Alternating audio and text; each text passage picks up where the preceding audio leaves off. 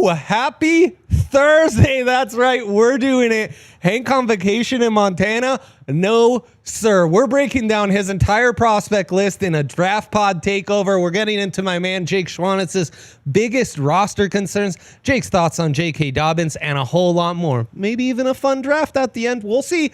Tune in to find out now.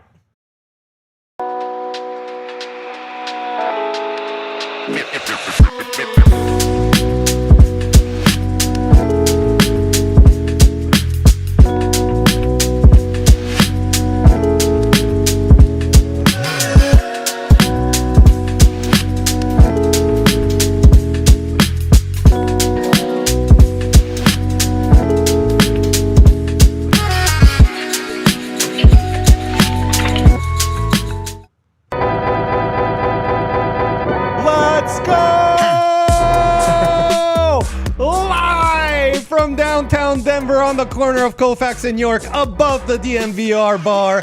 It's the DNVR Broncos Podcast from the Toyota Lounge. We, of course, are driven by your Front Range Toyota stores. Toyota, the official vehicle of DNVR. No, I'm not Zach Stevens, folks. I am Andre Simone, but I promise you I'm caffeinated, and I'm going to bring that same Zach energy. Shout out to our boys who are, you know, they fought the hard fight. They did. Henry does all the double duty with us on the draft pod. Rocky's pod's in the mix. I mean, that guy deserves it. Also, what a great family he has. Shout out to all the Chisholms. We love you so much. Have a great 4th of July and 4th of July weekend, my people. RK double duty with you. Buffs and Broncos, you know.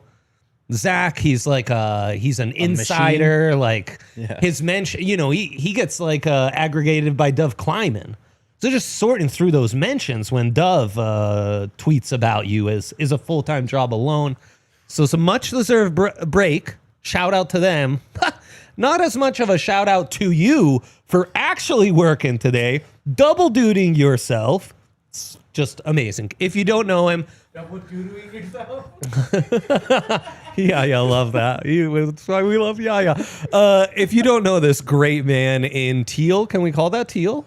I think so. Very 90s of you. Thank you. Looking great. What a fit. I'm down to the bottom of the clean shirt, so it was gosh, we saved this one for last? Yeah. That's incredible. You should add like a white stripe and you'll look like those 90s coats. It'll be pretty fire. With the little purple squiggle. Yeah. He is the Schwan man. What's up? Jake Schwanitz, DNVR Buffs fame, also Draft Pod fame. He's been doing the Draft Pod with me for a gazillion ages. So even by mistake, you've heard him in this podcast feed on these airwaves before. Jake has been with us for a gajillion years. Honestly, like Hank, one of our top prospects, turned into just a like franchise player. Thank you. You know? That means the world. I mean, wow, you made my day. Facts are facts, my friend. You know that I don't make these things up. Your career path is true to what I am saying. Of course, producer Yaya keeping us off the rails as he's known to do always. Shout out to all of you for a beautiful Thursday. Hope you all enjoy a great 3-day weekend coming up. So yeah, Jake, we're taking over draft pod style, baby. And yeah, I mean, Jake's been doing draft guides and content on our Broncos side for a gazillion years. So if you don't know him, figure it out, get to know him. Also this week, sale, Die Hard sale, free shirt at sign up, $36 for the entire year. Great time to sign up. I honestly think they screwed up by doing this sale right now. Because you sign up now, you're going to get the full year free shirt. You're going to get all all our NFL draft content, free agency content, in-season content. It all is going to come to you from now until next July. Then you're going to get all the NHL and NBA draft content and off-season content before that year is even up. Yeah. Not to mention all the great bus content we do, Rams content. I mean, come on. Plus this beautiful T-shirt. In my area, I like to stop at a local bagel shop, you know? Yeah, love yummy, bagels. fresh bagels. Lots of high schoolers employed. Yeah. The high schoolers love this shirt. Also, they seem to have no clue who Nikola Jokic and Jamal Murray are. So they really What are are the all kids in on a watching these peanut days? butter and jelly shirt. It's a simpler time, I guess, gosh, simpler this is- generation. See, you're probably wearing some like TikTok meme that means something way beyond the point. Right. At They this actually point think that- I'm like a swinger or something. God only knows. Probably think I'm doing something weird with my dog at No, home. they're or pointing and laughing at something. you when you have your ex- back turned. Exactly. I'm like, oh, it's my company, DNVR, peanut butter and jelly, Jokic and Jamal Murray. When you leave, they literally talk. Did you guys see the peanut butter jelly guy? Yeah, you're the Literally PB&J guy. TikTok's going around Lakewood about me. Yeah, that's actually entirely possible. It's list day. The Broncos It's list season. They're getting their lists on, credit to them. Yeah. Hank's cranking out lists left and right. They've got like an all quarter century Broncos roster out there. They've got, I mean, they're doing it all. Yep. And he just published a prospect list, one that him and I talked about on one of the draft pods. So yeah, subscribe to thednvr.com to get this awesome content.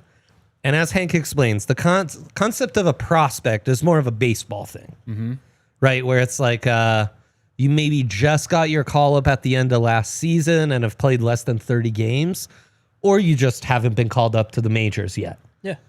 And so you're a prospect. In football, we don't really do that because you're almost always on the roster or you're a practice squad guy. So Hank qualified this as under 450 NFL snaps. Love it. No, I think On that works. offense or defense. Forget special teams for a second. So he made this great list. Oh, yeah, there we go. And then he explained the criteria of the prospect rankings came down to how high is their ceiling? What is the most likely outcome? How long will you have to wait for the player to develop? So there you go. And he explains like Jonah Elliss, Devon Vele barely did make the cut, which is great for us, while Lucas Kroll and Nate Adkins just barely missed it, which I think also works out. People in the comments really hate Italian food when you're on this pod. Really hate what? Italian food. Put some respect on chicken parmesan, bro. Oh, wow. Yeah, I mean, it could be overrated, but if you think chicken parm is Italian food, I also don't like lasagna. In fact, in our family, oven pasta, kind of not seen as pasta. Okay. A bit of Why? a bit of a cheat. Why? The pasta needs to be boiled in water, you know? That's what makes pasta pasta. You're trying to Gnocchi? cheat.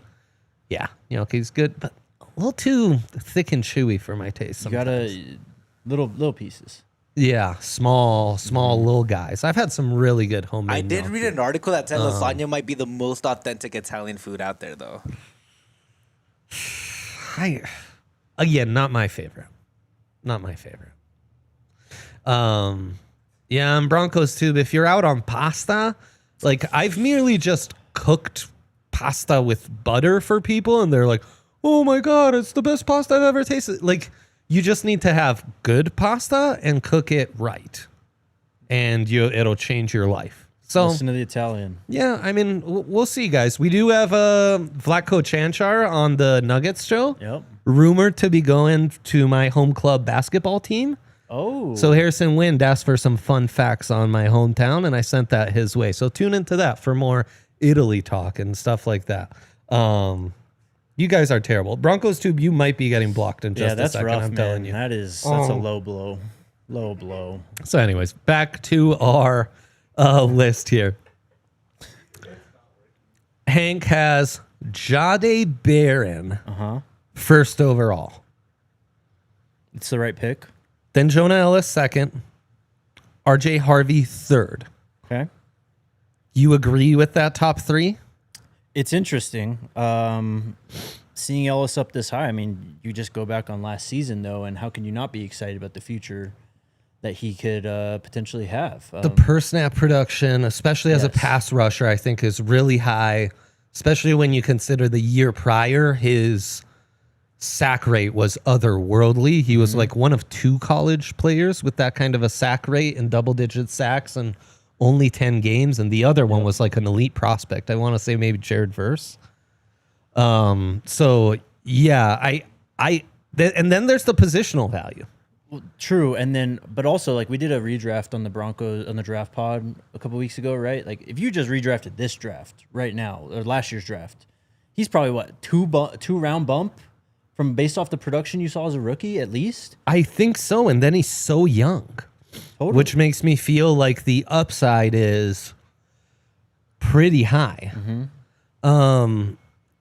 He doesn't have as clear cut a path to starting as the other guys do, which is where it gets a little tricky here. That makes sense. The stat was he was the only Power 5 edge rusher with over 11 sacks, and the other one was Letu Latu. Another good player. Yeah. And Ellis did that in only 10 games, while Latu did it in 12. Nico Scourton also had 10 in 11 games, so not too bad.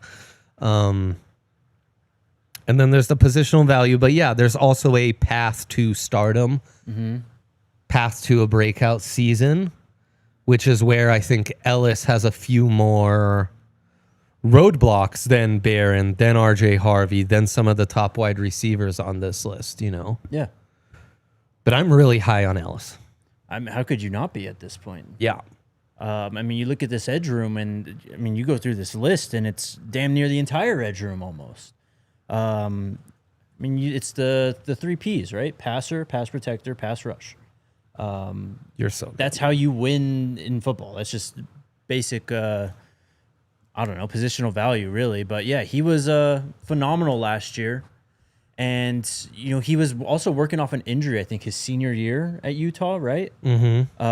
So a lot of things factored into, I guess, where he went in the draft. But you look at the pure player, and, I mean, it's hard to disagree with number 2. I would not have thought that going into the film room, that he'd be number 2, but I can't argue against it, honestly. Do you think Barron's the unquestioned one? Yes. What should we expect from his rookie season? Bless you, Yaya. I mean, he's a damn good football player. You know, I'm assuming he'll probably slide in at nickel. But with the PJ Locke stuff, I mean, who knows? Maybe you can throw him at safety too. I mean, if Riley Moss struggles, throw him at corner outside of opposite of Pat. Yeah. He just brings a lot. He's aggressive coming downhill as well. So it's, I mean, I don't want to put too much on the guy, but it's really an exciting blend of skill set. A lot of skills that we have seen here in Denver, especially in that secondary, and he's kind of a combination of a few guys, really. And that's just his game. He's extremely versatile. Most versatile defensive back in the draft. The outside corner versatility also bumps him up. And the path. I mean, I just think he could be maybe competing for CB2, though I think he's clearly CB3. But yeah, he could be competing for a safety spot.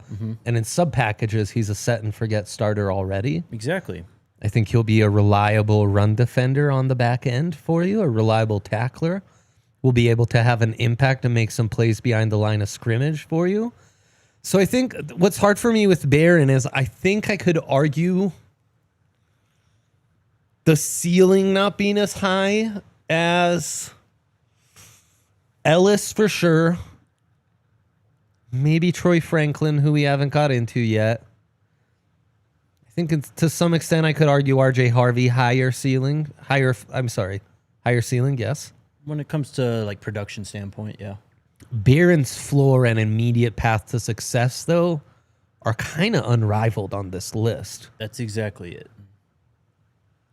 Even though Harvey not that far behind.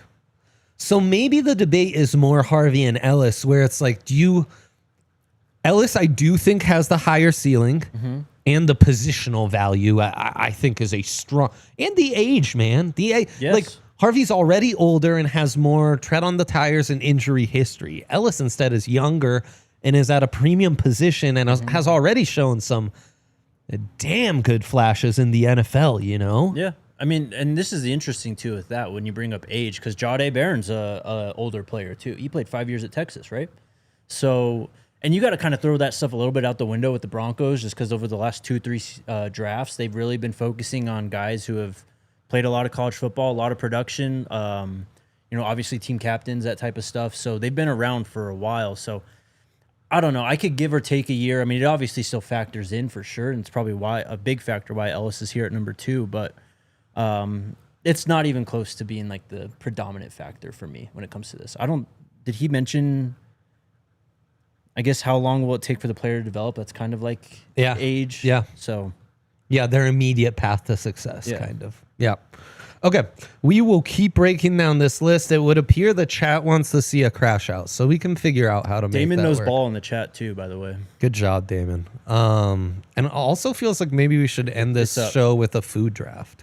Oh, totally. But first, let's take a quick break. Big yeah. Speaking of First Bank, baby. Whether on the road, at home, or somewhere in between, First Bank makes banking easy, convenient, and secure. Their mobile banking app allows you to check balances, pay friends, manage your money anytime, anywhere. You know it. And here's the best part. Open a new First Bank checking account today, and you could earn $300. First Bank is all about helping you stay on track. Their tools make it simple to stay in control of your finances without the hassle, no matter where life takes you. First Bank gives you the freedom to bank how and when it works best for you. So if you're ready for better banking and the chance to earn a little extra, head to efirstbank.com/bonus. That's the letter E, First Bank, first typed out, FIRST, bank.com/bonus to open your account. Bank how you want, when you want with First Bank. Certain restrictions and requirements apply. Member FDIC. And, of course, our good friends at Shady Rays. Boy, if you live in Colorado, you need shades at all times, especially year-round, especially this weekend. And I like to have a couple pairs, in my drawer where I keep my wallet, which... I don't know how Kate's finding her wallet. She doesn't have a drawer where she keeps it. What's the deal with that? That's why purses exist. Yeah, I guess so. She's got 5 of those though. All with so you only have one drawer, different drawers of whatever. That's where I keep like 3 pairs of Shady Rays. Always got some in the car. Cars sometimes, just as a backup in case I'm driving Kate's car. And I love Shady Rays so much because they're a real sunglass with great lenses, which lenses when the sun is real like it is out here in Denver and Colorado make such a difference.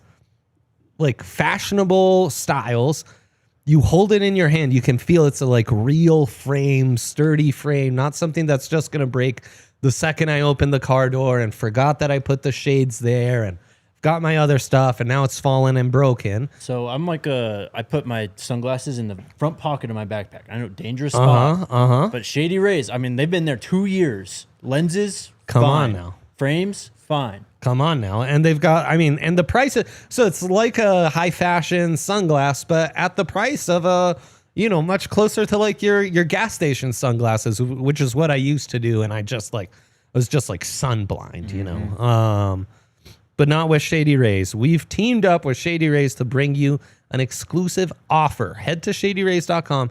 Use our code DNVR for 35% off polarized sunglasses. Try for yourself the shades rated 5 stars by over 300,000 people. Do it.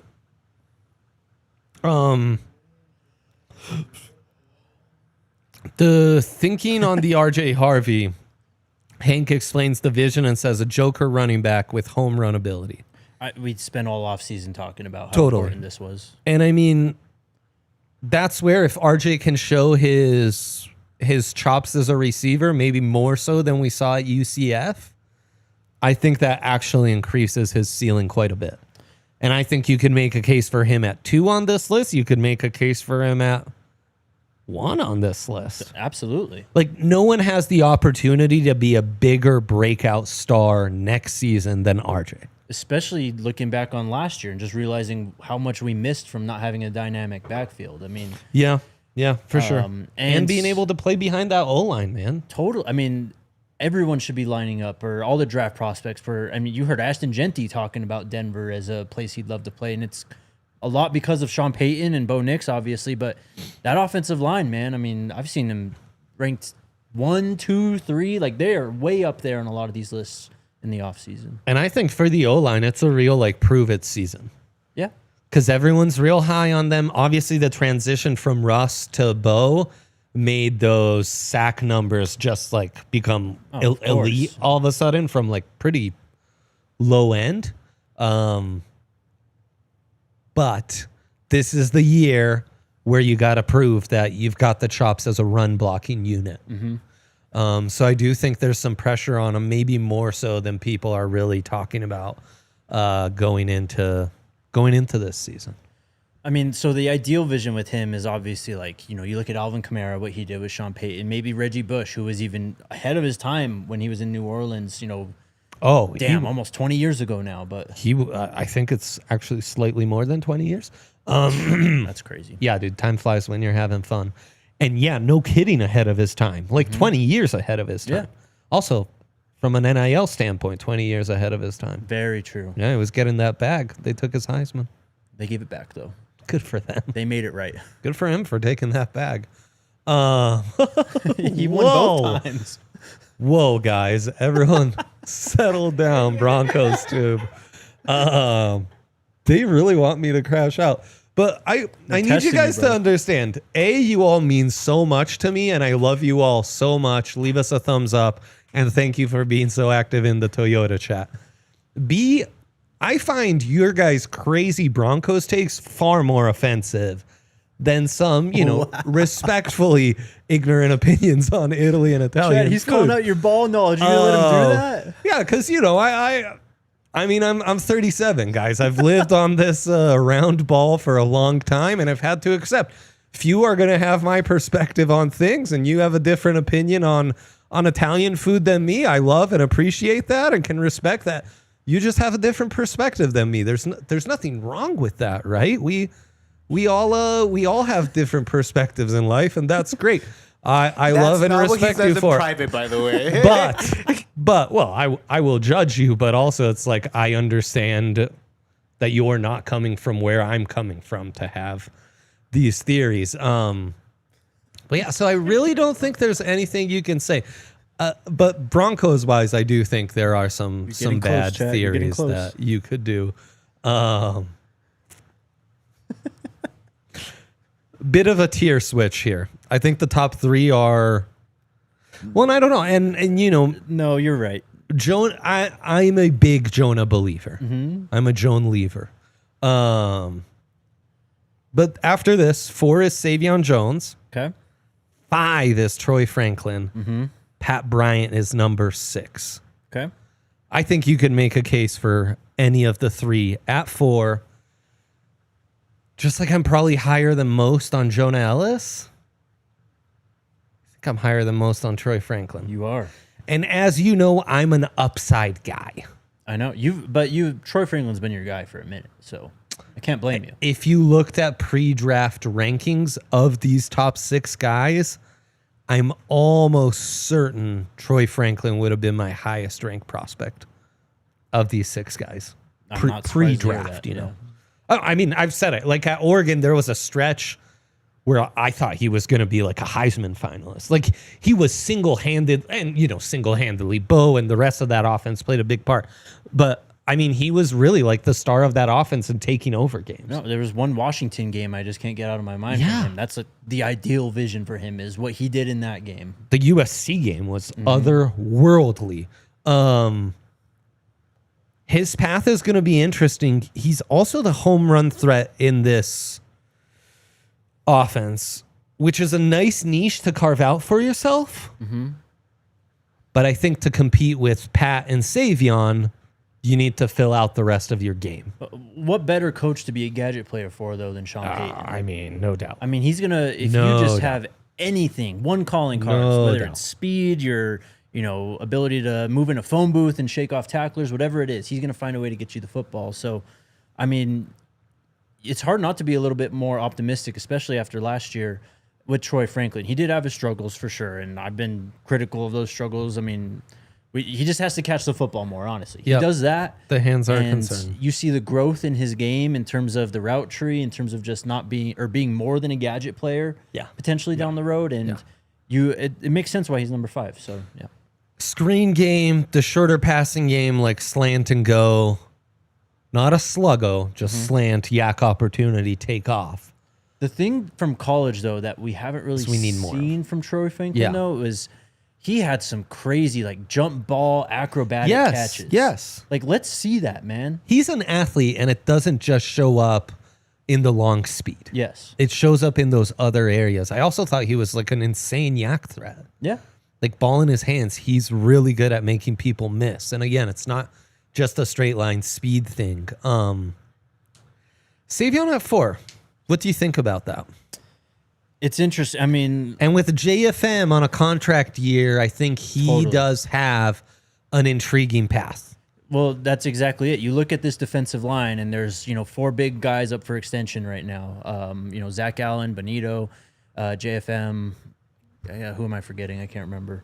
Benito, JFM, Zach Allen are the big ones, and then there's Roach, right? Yeah. I think Roach is the other one. Oh, okay. Either way, still. You look at this defense, and it's being one of the best in the NFL right now because of what they have at the defensive line, right? Obviously, the secondary plays a huge role. We know that. But it's the defensive line. It's a trench game. And so you have to, and credit to George Payton and Sean Payton for, doubling up on those edge rushers, Q Robinson and Savion Jones. I'm sure we'll get to Q in a second. But that's the next issue with the team, right? I mean, obviously fix the running game. There's the objectives for this year, but we're looking a little bit more down the road. How do you fill those spots? Because you're not going to be able to extend / sign all of them. 100%. And honestly, if you consider maybe trading one, getting value while you can, and you have young guys like this who start to flash, right? That's the ideal situation for the whole team. I mean, this is why you move up to the end of the third to get Savion. This is why a lot of our time spent on the draft pod is talking about big trench guys on the offensive side and on the defensive side, because there just aren't so many on our planet, It's slim pickings out there. So when you do find yourself a guy like Savion Jones and there's a path to development, you want to pursue that. You want to get into that. I don't think he mentioned or factored this in, but does the contracts for the rookies kind of factor in at this? I mean, obviously these later round guys are way cheaper than Jahdae or even RJ. I don't think that is a standard he's using to rank them. But still, if number 5, this is a day 3, end of day 2. I can't remember exactly. End of day 2. Yep. Pick. This is. I mean, teams would go crazy if you said you could draft a guy end of day 2 and he'll be a top 5 prospect on your team. Yeah, not bad. And then Pat Bryant's a tough one to gauge. Obviously, early returns have seemed really encouraging. Sean's grinning from ear to ear talking about this guy. He seems like a perfect kind of fit in his offense. Some Michael Thomas to his game, just a savvy guy that's really going to work underneath. Is it an oversight to not have Devon Vele in this top 6 group? So that, honestly, that was the biggest surprise to me, the fact that he had Franklin above those 2 guys. And I get it. I think it was to most. Though I personally agree. But yeah, I think it was to most. But I get it, too, at the same time. I mean, it's the athleticism that we just talked about with Troy Franklin that maybe pushes him over the edge. But I don't know. For me, it's hard to not buy into Sean's excitement with Pat Bryant. Because again, like RJ Harvey, you can totally see the vision with Pat Bryant down the line, what he could hopefully become. I mean, if he becomes a Marcus Colston / Michael Thomas type of player, it's over. I mean, it is over. Yeah. There's also a path, more so than anyone else. Like, he's going to have a really good chance to compete with Troy and kind of be your de facto 2 or 3 in this offense. Yeah. And become a favorite target of Bo's pretty quickly. I could see him being. I mean, just like we're talking about Savion taking over for JFM, there's a good opportunity to take over for Court long term too. Absolutely. So I think that's where Pat Bryant has some real RJ Harvey to him.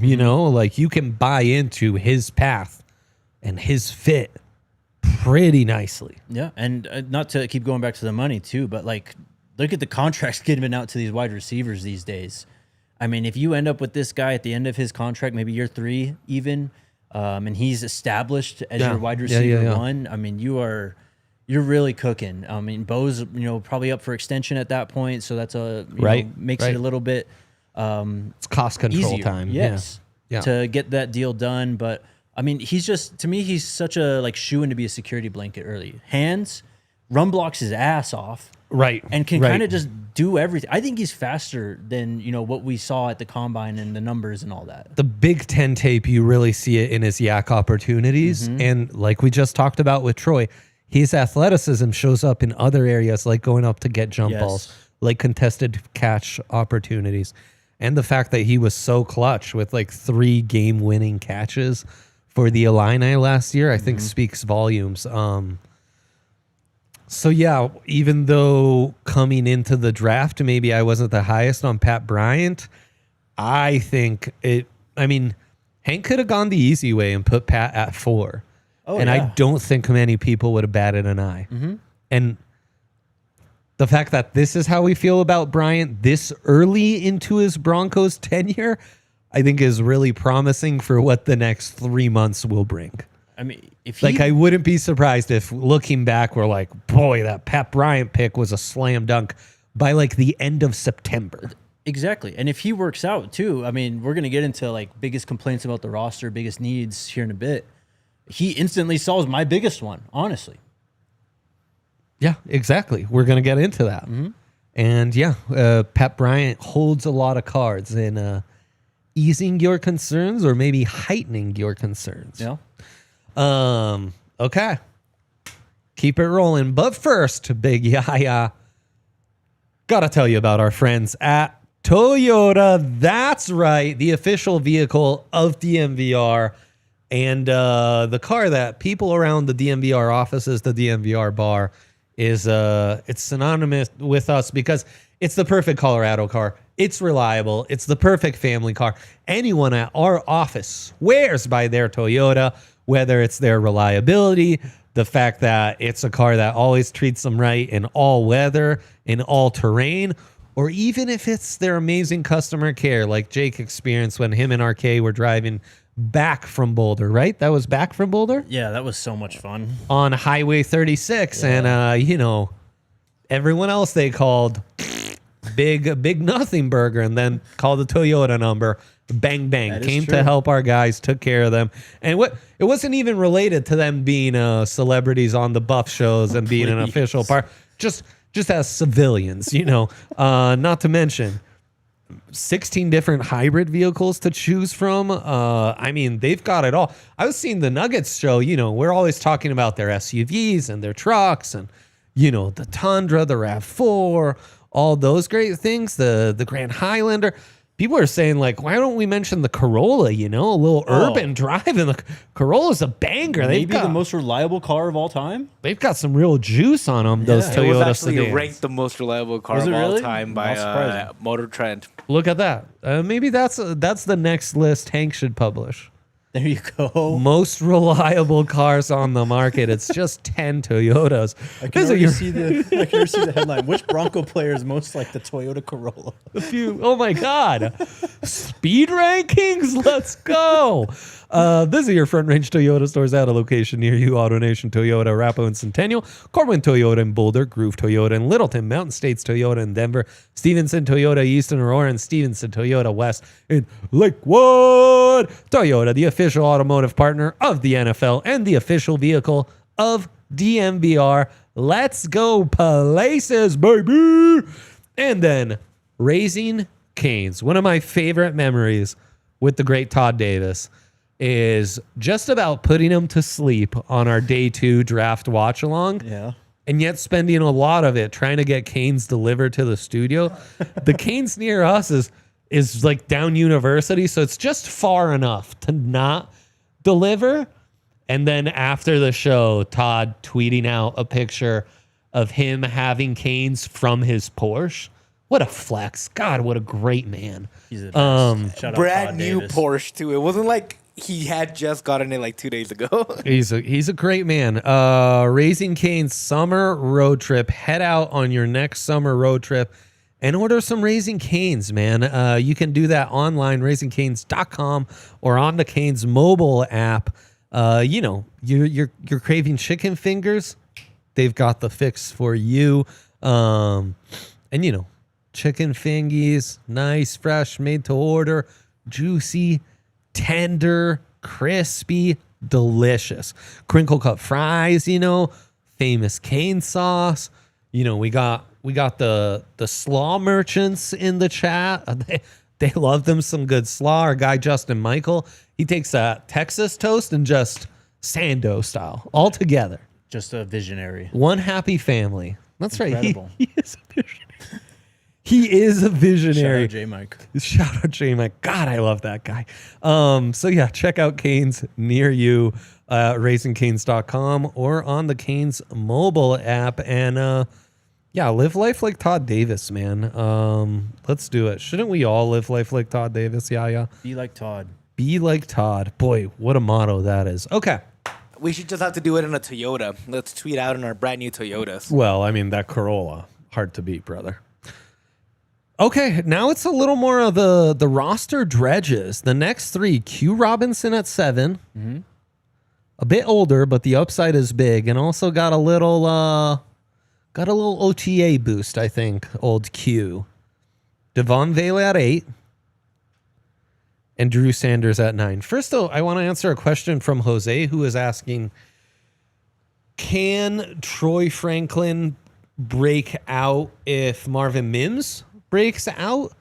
Is that an either or? Maybe. Is that an either or? I mean, I think it's really dependent on Pat Bryant and Vele, who we're going to get into here in a bit. Like, if one or both of those guys break out, yes, it immediately becomes a one position that's being competed for by obviously Mims and Franklin. That's right. Yeah. Those guys really lock down that big slot, and there's not need to diversify your slot position. Mm-hmm. Then you're exactly right. But I do think in a world where Cortland, obviously, you're on question number 1. Mims kind of your number 2, but also a weapon. In an ideal world, he is your number 2. Jack of all trades. Yes. Troy can be that number 3, who in essence in three receiver sets is acting more like your 2 with Marv, more of that movable piece as the 3. Mm-hmm. If those other guys, though, come in and are slotted in as your possession number 2 or your like a big slot number 3 guy, then it does then that competition between Franklin and Mims does intensify. I mean, Vele, it's a little surprising he's down, I guess. I guess just right ahead of Drew Sanders, who we really haven't seen too much from. Yeah. When Vele was pretty encouraging last year as a rookie, as a 7th-round draft pick. No one expected that from him. So floor's very high. What is the ceiling with Vele? That's the question. An older prospect and a guy who's reliable, but does he have traits to become more than a number 4 wide receiver in the NFL? Yeah. In a good receiving core. Yeah, I mean, we'll find out, I think, a lot this year. I think that's the biggest thing, really, is the competition at wide receiver, right? Who's going to break out? Who's going to fit in exactly where on offense? Who's going to become the gadget guy? Is it just kind of status quo from last year? Right. But right. That's just not how it works in the NFL. Someone's going to eventually break out. Someone may fall off. Injuries happen too. So the fact that you have 3 receivers in the top 10, though, when, it's a good point. Kind of, at least for me, again, we'll get into this, but that's like one of my biggest complaints on the team is that room. But the potential you can't deny, really. It's just a matter of picking your favorite, I guess, and then just waiting to see who actually breaks out. Sanders, Q Robinson, how would you rank those guys? And again, I remain still a Drew Sanders believer. I see. At least you are, because I don't even know what to think anymore at this point. They're moving him again, aren't they? I think in the end it's going to be off-ball backer stuff. Well, as maybe the blitzing specialist on the off-ball linebackers. Well, I mean, that's a role with Dre Greenlaw in the fold now. If Singleton comes back completely healthy, that's definitely a role. So I think there's a path to taking over for Singleton long term. Ideally, yes. In a contract year. the upside's really impressive. The fact that he came back from that ACL so quickly and was able to contribute in any sort of way last year, I think is a really encouraging sign.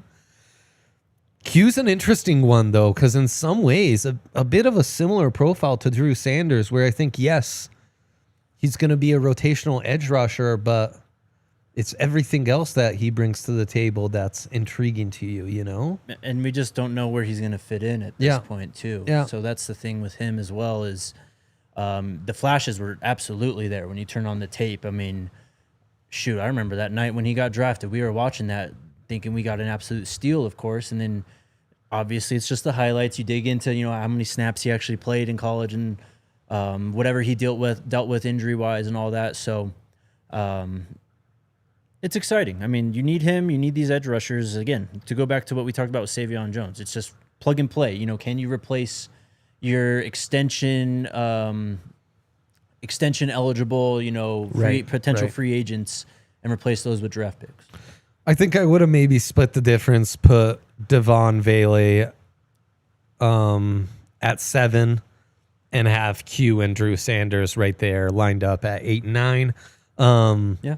Chris Abrams-Drain is his 10th prospect. Would you have anyone else? We're going to stop this discussion at the top 10. We forget about Chris Abrams-Drain, but Young was a really high-end player in the SEC. I thought in spot duty performed pretty well for a position that's really tough for a young player to come in and fill in, especially when you're playing opposite Pat Surtain. Exactly. And yeah, I still have a lot of trust in Chris Abrams-Drain.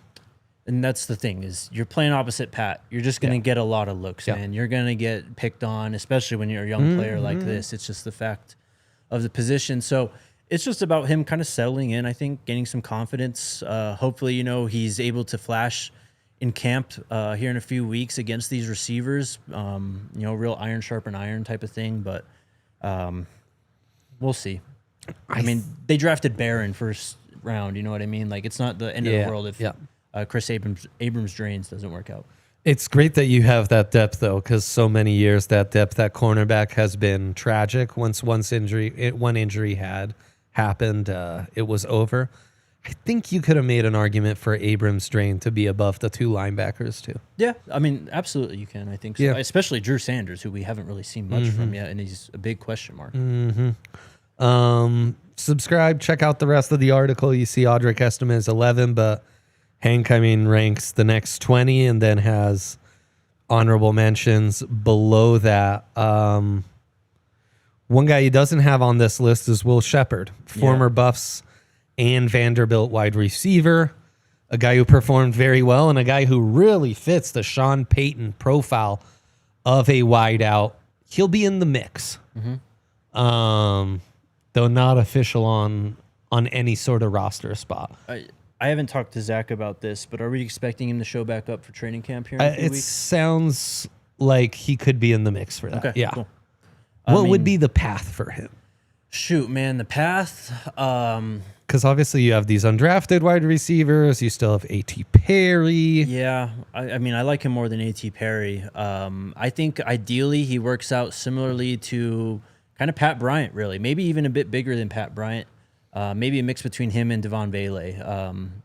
The athleticism really is the question. I mean, he's a good football player. It's just he doesn't really flash in terms of, you know, speed and all that stuff. He does have some speed for a big wide receiver that is impressive. I mean, go watch the UCF game. Yeah. He had a nice, you know, post that was really deep that Shador hit him on. Yeah. But he was someone who... He's not a burner, but I wouldn't say he's a stiff or slow either, you know? Yeah, no, he would fit in this core like quite well, I think, because you have other guys that take care of that aspect. Right. So he was someone, and really before Colorado, he was, you know, balling at Vanderbilt. Before Diego Pavia, he had nothing at quarterback, man. And he was, you know, those 4 years he was at Vanderbilt, he was in like the top 10 in that time in SEC receiving, like just super reliable. The only real bright spot on that Vanderbilt offense before they got good last year. So I think he can stretch the field a little bit. You did see some of that from him. He was just so reliable, you know, going up, being big targets. He went up and over someone against Utah, I think it was. Like, he's got that in his bag. And what really impressed me, I went to the Shrine Bowl, and he balled out. He's the best receiver there, and Jimmy Horn, LaJohntay Wester were there too, amongst other guys who got drafted. But Will Shepherd, I really like his route running for the size that he is. I think he gets really low in and out of breaks. He's really efficient in and out of breaks as well. Needs to work maybe sometimes on catching the ball with his hands.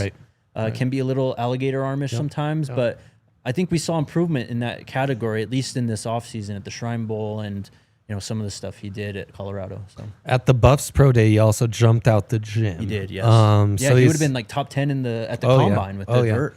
So no, he's got some impressive ops. He really, Sean has a type, man. He's very much speaking to him after that pro day. He's very much a Devon Vele, Cortland Sutton type, bigger possession wide receiver who's really gonna keep you busy in contested catch situations and surprise you a little bit with some of his speed and ability to, set you up with his big body and kind of game position that way. And his production is really impressive too, I think, especially last year with what he did. I don't have the numbers right now, but wasn't he one of the all-time SEC wide receiving leaders? Yeah. But last year, obviously Travis, LaJohntay, Jimmy, they all get drafted. Will doesn't get drafted, but still, he puts up 48 receptions, 621 yards, and 6 touchdowns. He wasn't the go-to guy by any means, but he was always there when, Shador had to go elsewhere than Jimmy, LaJohntay, and Travis. So yeah, no doubt. Quick little programmatic break. I'm going to tell you about the Die Hard sale once again. $36, including the free shirt, including discount on merch, events here at the DNVR Bar. That includes Broncos, Buffs, tailgates, you name it, man. This is gonna go super soon. I don't think next week we'll be talking about this sale. I think it'll have evaporated. So get on the fun now because it really is an incredible deal. These shirts go for basically that same price of 1 year. So you're doubling up at the price of one. And then come check out the DNVR Bar. We've got drink specials all weekend. Sunday, we'll have a little USA-Mexico soccer Gold Cup final going on for you. There's great events going on all the time, drink specials. It's a great time always. If you're looking for something to do this weekend, come by the DNVR Bar and get in on the fun. Let's get into your biggest roster concerns going into next season, Jake. Wide receiver. It's just you're betting on a lot of breakout potential there. Court really bounced back nicely from that injury a few years ago. He had a strong year last year with Bo. That's encouraging. But I think there's just a lot of questions otherwise. It's a young room. It is. Can Mims become wide receiver too? Can he do more than just taking screens and, RPO, quick game stuff? Can he develop that route tree? Can Troy Franklin kind of do the same and get out of that, that tabbed gadget role? Can Vele build on a strong rookie campaign? So to me, it's just a wide receiver. I wouldn't have been upset. I know he got sniped before the pick of Barron, but Egbuka was someone I would have gone crazy for if they got him. And I thought he would have really rounded out this core nicely and kind of given you some leeway with the amount of breakout potential that you have to not rely on that so much.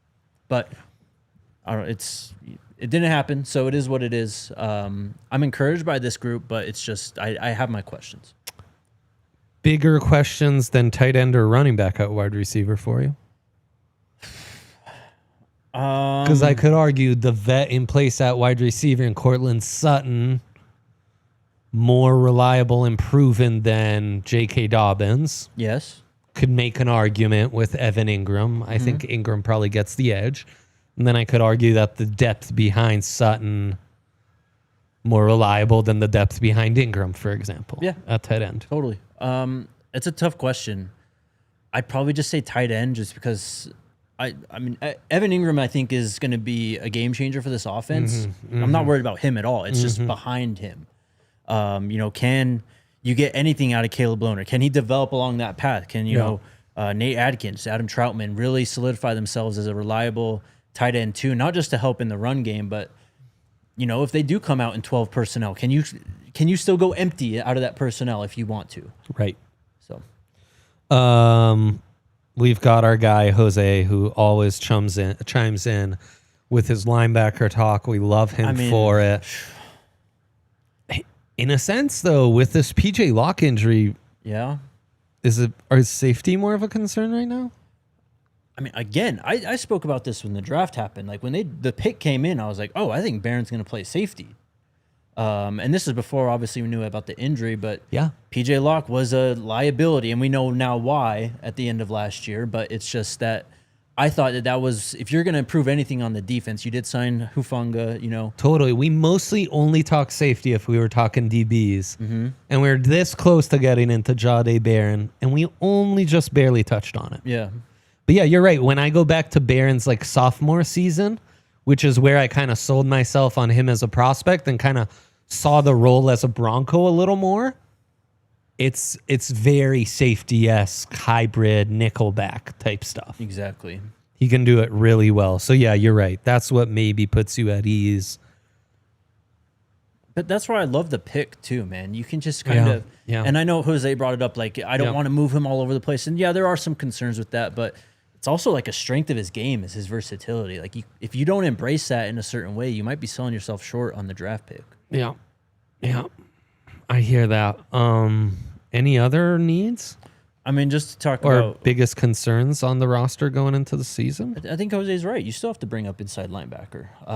Singleton's coming back from injury. Greenlaw's injury history is what it is. Yeah. You have Drew Sanders, who who knows what we're getting there at this point. So, and then after that, it's Lavelle Bailey and just a bunch of other guys, pretty much, right? Sternod helps. Sternod as well. True. I will say, I think no matter what, you're at worst, you're as bad as you were a year ago at linebacker. Mm-hmm. And that defense was pretty damn good, even with that linebacker room. So if you have an elite defensive line and elite secondary, you can kind of get away with it. Damn straight. So, especially when, all those 5 DB sets, you're feeling as good as you do. Yeah. Okay. Let's do this. Final meal draft. Oh, death row. Death row. Oh, wow. It's not even a draft because we're all going to have very different answers. Okay. So let's just go around and each give our picks. I could start if you want. No, I already know it. Oh, amazing. You came ready. Bro. Yeah. Surf and turf. Has to be. Give me just a monster ribeye steak. Uh-huh. Maybe, I don't know, crab legs, a lobster tail. Pick your part. I'll say shrimp. Sure. Dang. And then give me just some, good hearty sides. Baked potato, maybe some veggies. Dude. How do you beat that? I want to be bachelor party. We went up to Monarch. We were at the buffet. Jake was downing them lobster tails, dude. He's a surf and turf kind of guy, 100%. Yeah. Really? I didn't know that. Yeah, we got so the buffet there, you got 2 tickets or whatever. It's you can get 2 lobster tails or 2 crabs, whatever it is. And I stole a few tickets. Dang. No, dude was downing. I'm like, this is the perfect pick for Jake. After that day, I'm like, yeah, this makes complete just sense. Putting it down. Yaya, what would you do? Dude, you go first. I'm still thinking of mine. It's basically the dishes my Italian grandma would make for me. So educate the chat. What is it? One is tripe. So those are intestines. They're cooked and they're in a tomato sauce. Put Parmesan on it. I mean, I would be cleaning up my plate with bread and getting seconds. That shit's never so had good, it. bro. So Damn. good. Yeah, you guys keep your lasagna. That's the dish that really gets me going. Another one is I love all sorts of liver pate, but in Tuscany, where my dad's from, they'll give you pieces of bread, maybe a little toasted. We call them crostini, and they'll put on a liver spread, just black. When I go number 2 after I've just, it's You had to go You there. can like, it's like heavy in iron. You can just smell no. like, Oh, yeah, no. I went hard on the intestines on this one. But that's like, we would come visit my grandparents after a long road trip to get to Tuscany. Nonna would have a platter of those just waiting for me, and I just like scarf them down. So that'd be our little side dish. And then she always made a bomb bolognese sauce, but what she really made that was great was this she'd make a like bean stew with hearty sausage in it, again like a tomatoey paste, so good. Or she'd make peas with like bacon in it. That sounds So good. that's what I would do. She's no longer with us, so we'd have to figure out how to reconstruct this meal while I was on death row. But If you're on death Yeah. row, I think they could figure it out for you, bro. yeah, Jose's got, that's right. That's Yeah, right. you know what they say about dead bodies. Like, Dude. you're about to go, you're going down Oh with the bang. man, just blasting them as I'm getting electrocuted. That's honestly what a nice hidden gem that is. Being electrocuted. Well, that I'm then stinking up the room because of my last meal. That is pretty diabolical. gift? I never even thought of that. you're going, Jose. dude, might as well like put some Viagra in there too. Like, 'cause Dude, that- Jose, we're playing chestnut checkers, if you know what I mean. That's right. Okay, go ahead, Yahya. See, man, I was thinking it has to be carne asada. Like, it has to be carne asada with some hot links on there, some guac, and some like freshly made tortillas.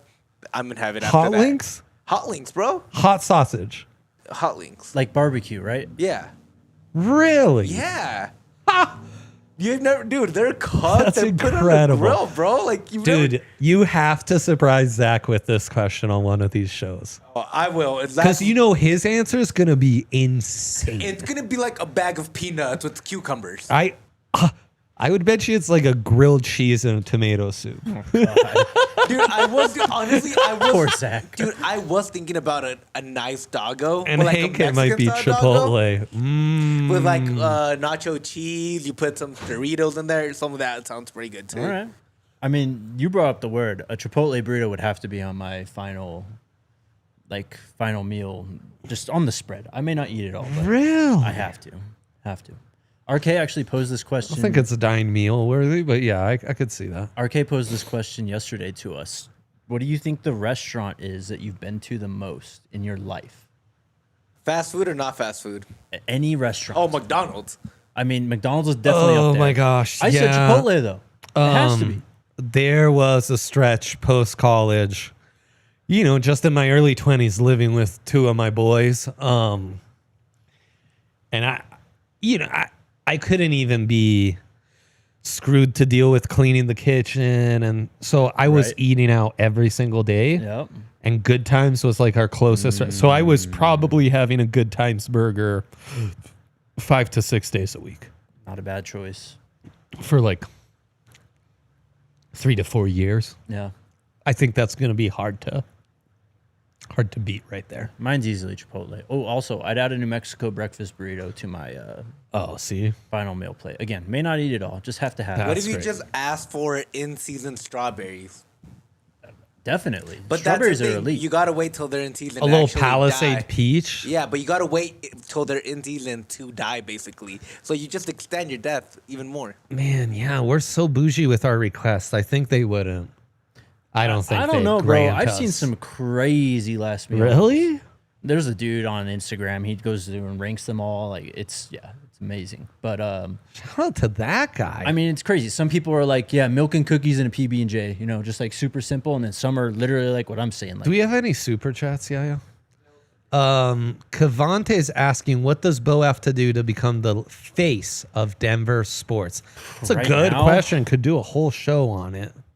I mean, he's got to win a title right now. Win a title at minimum. Probably a major award as well. Yeah, first team AP or like MVP even. He's got. I mean, it's the Yeah. city of MVPs. He has to win an MVP.